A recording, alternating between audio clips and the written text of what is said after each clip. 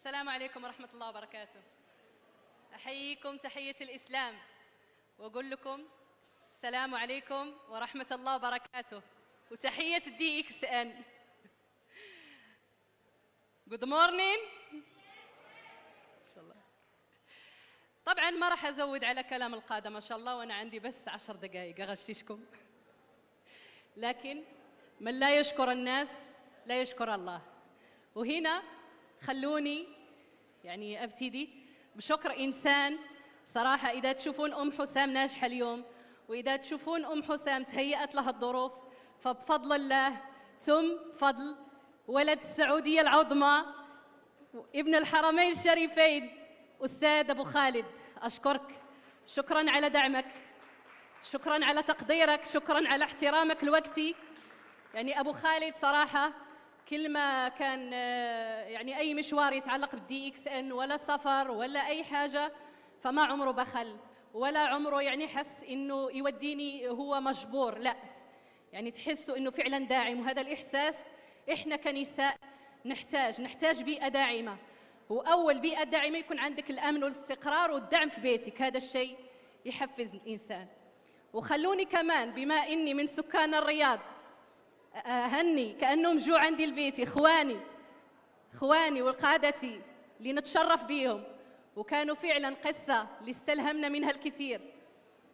من أرض الحضارة والتاريخ، من المغرب الحبيب، أحييك أستاذ رشيد، حياك ربي في الرياض.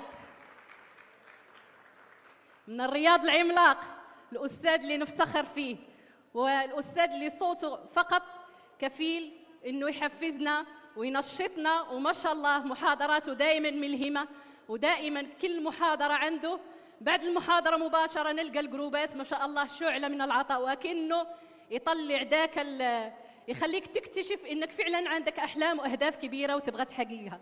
أحييك أستاذ رائد. ومن بلاد النشامة والنشميات أستاذة هدى، الأخت الخلوقة الطيبة، مثال للمرأة الناجحة، مثال للمرأة العصامية. وكانت دايما تقول أنا أبغى أحقق السفارة عشان أمي، ودايما عاجية على الخاص وأقول لها يا هدى فرحي أمك بالسفارة.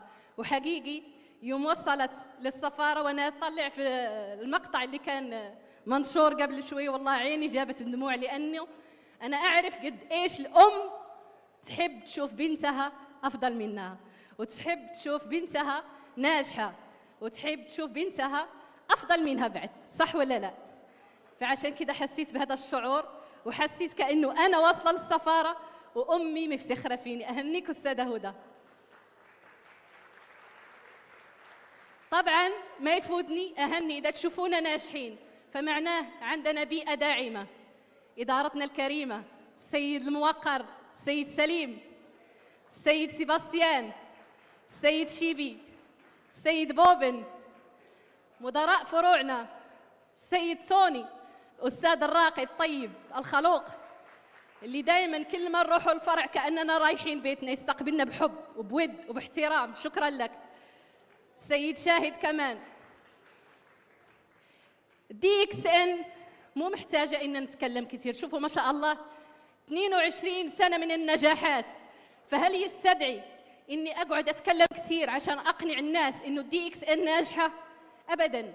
إحنا قاعدين نشوفوا نجاحات على أرض الواقع، قاعدين نشوفوا فعلاً. شوفوا ما شاء الله القاعة، أنا شفتكم زي الحين يوم طلعت على ستيج، قاعة ما شاء الله مليانة. هذا إيش يدل؟ دي إكس إن ناجحة الحمد لله. شوفوا أنا لي 7 سنوات فقط، وأقول يعني يجي في عقلي سبحان الله، أقول يا ليت عرفتها زمان، لأنه أنا عرفت الوظيفة وكان عندي الراتب قليل في الوظيفة. بعدين سبحان الله خلاص ربي أكرمني بالجية للسعودية وصار النصيب وتزوجت والحمد لله. بعدين تعرفت على فرصة دي إكس إن في 2018. يعني أنا إنسانة جاية من بيئة اشتغلت وشغل في قطاع إنتاج، والقطاع الإنتاج فعلاً عارفين الناس اللي في المصانع وفي قطاع الإنتاج، يعني فعلاً ما تأخذ الريال حتى إنك تتعب عليه. أنا كان دوامي 3 شيفتات، ويشهد الله إني كان أشتغل بحب وكأنها الشركة حق أبويا، يعني فعلا أحلل عملي. والله العظيم إنه في الشفت حق الليل اللي كان من 11 بالليل حتى الصباح 7 الصباح، ووقتها يعني بعض الليلات خلاص أتعب. تخيلوا أنا واقفة والله العظيم تجيني ديك الغمضة واقفة، وهذا التعب كله على راتب قليل. تخيلوا في الدي اكس ان، وشوفوا يشهد الله على هذا الكلام. أنا ما قاعدة أجامل المدراء ولا أجامل القادة، ولا كل إنسان عدت عليه فترة صعبة اعرفوا إنه إذا اتاحت له فرصة راح يمسكها بيد وأسنانه، لأنه أنا إنسانة عارفة بحق الفلوس، وعارفة إنه الفلوس ما تيجي إلا من تعب.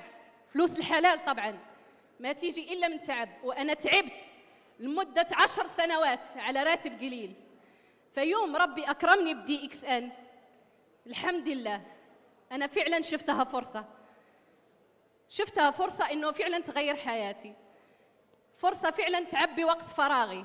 طبعا أنا عايشة هنا، أهلي في المغرب، أنا عايشة هنا يعني ما راح أقول لكم مغتربة، لا الحمد لله ده بلد الثاني، زوجي سعودي، عيالي سعوديين، أهله ما شاء الله عليهم ما يقصرون، السعودية عين والمغرب عين. لكن في فراغ إنسان يوم يخلص شغله تقعدين بس على الجوال، تحسون إنه في ملل. أنا إنسانة جاية من بيئة إيش؟ بيئة إنتاج. أنا إنسانة أعمل، أنا إنسانة مثل النحل. الفراغ هذا والجلوس بدون شغل أنا يجيب لي ملل، يجيب لي تعب، أتعب، ما أتقبل الفراغ. فالدي إكس أن أولا لقيت فيها نفسي، أحيت ذاك الشغف، أحيت ذاك حب العمل، أحيت الإنتاجية. أنا إنسانة أحب الإنتاجية، ما أحب الكسل والملل والروتين، هذا كله يجيب لي المرض سبحان الله، أتعب نفسيا من الفراغ. فخلال في السنة الأولى الحمد لله دي إكس أن، الحمد لله باقي لي دقيقتين بس، لكن بستعجل ولا بسوي نفسي أنا ما شايفة الوقت. خلال السنة الأولى يشهد الله على هذا الكلام اللي أقول لكم، لدرجة أنا انصدمت.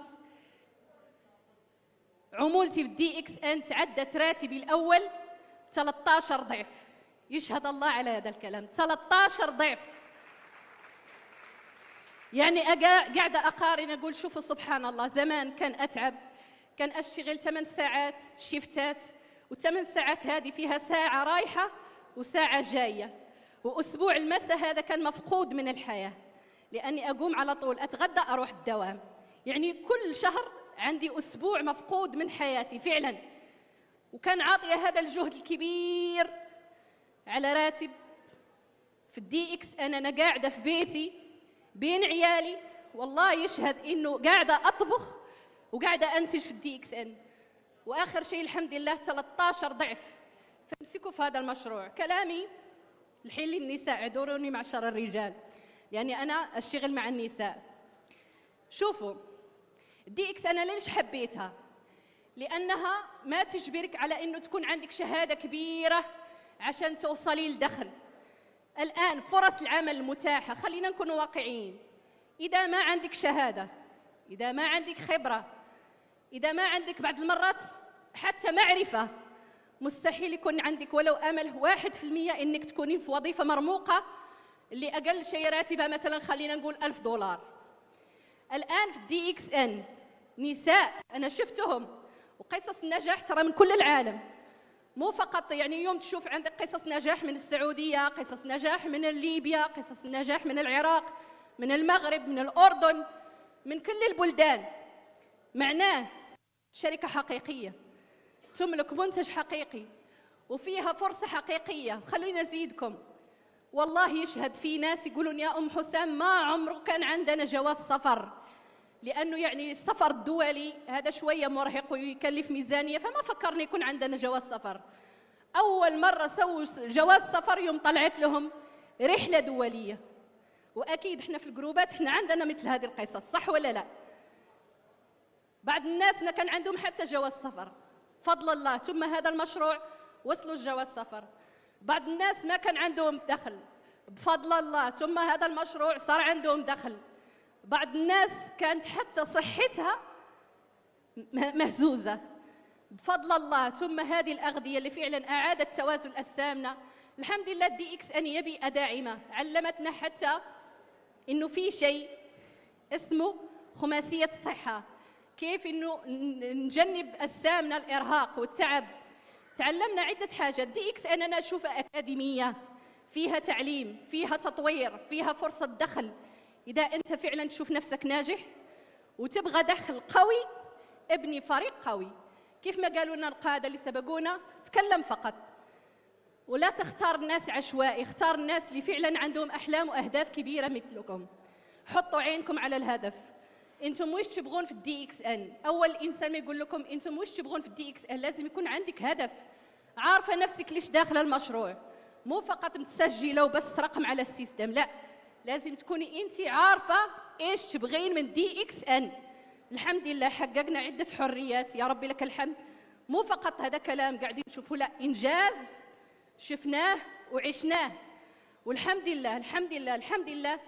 يعني كل واحد فينا، خليني أعطيكم فكرة، كل واحد فينا كان عنده حلم وهو صغير، يا إما يمتلك لعبة كبيرة، يا إما يسافر لدولة، صح ولا لا؟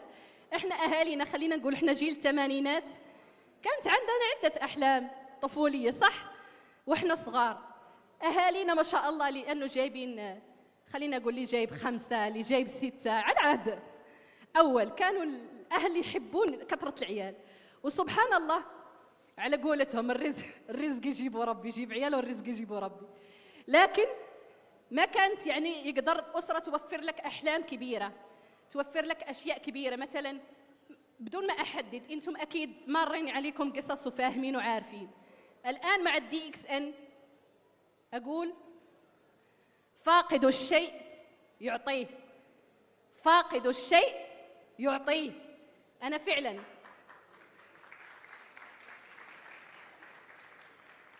كان فاقدة عدة جزئيات ومو قصور في أهلي، أسأل الله أن يحفظهم لي، وشكرا لهم على تربيتهم لي، وشكرا لهم على حبهم لي، وشكرا لهم على دعمهم لي، وأسأل الله أن يحفظهم لي لآخر الدنيا. لكن في أشياء كيف ما قلت، العين بصيرة واليد قصيرة، ما راح يقدر يوفر لك كل الكماليات. أنا الحمد لله الآن أوفر لعيالي كل شيء، حرفيا كل شيء. أسافر في أفخم المنتجعات لدرجة أبو خالد يقول لي بدلعتي العيال، أقول خليهم، لأنه فعلا فاقد الشيء يعطي. أسأل الله أن يوفقكم ويمكنكم أحلامكم وأهدافكم. استمروا، أنتم مع شركة حقيقية، أنتم مع شركة ناجحة، يوميا نشوف نجاحات، يوميا نشوف إنجازات، مع بيئة داعمة، مدراء رائعين. أسأل الله أن يوفقكم جميعا وييسر أمرنا وأمركم. شكرا لكم. Thank you so much, Madam Hanana Chobi. Please step back.